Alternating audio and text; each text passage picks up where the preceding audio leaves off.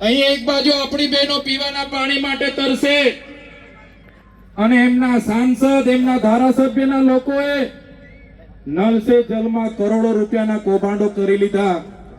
અહીંયા દાહોદમાં આપણા મૂળ માલિકોની જે જમીનો હતી એ જમીનો ખોટા દસ્તાવેજો ઉભા કરીને કેટલાક અધિકારીઓ અને નેતાઓએ બારોબાર વેચી દીધી।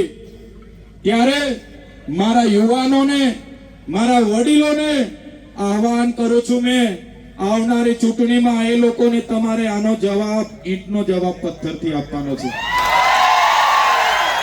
ઈંટનો જવાબ પથ્થરથી આપવાનો છે। જંગલ ખાતામાં ગયા વર્ષે 100 કરોડનું દાહોદનું કૌભાંડ થયું, ગુજરાત પેટર્નમાં કૌભાંડ થયું, આદિ આદર્શ ગ્રામમાં 100 કરોડ રૂપિયા દાહોદમાં આવ્યા એનું કૌભાંડ થયું। દરેક વખતે અમે દાહોદ આવીને મીડિયા મિત્રોને જણાવ્યું કે દાહોદના લોકો સાથે આટલી બધી અન્યાય કેમ?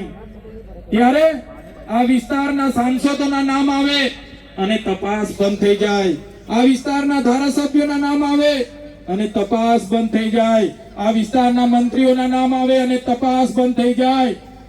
હવે સરકારો મંત્રીમંડળ બદલી રહી છે, પણ અમારી પ્રજા આવનારા દિવસોમાં તમારી સરકાર બદલી નાખવાની છે।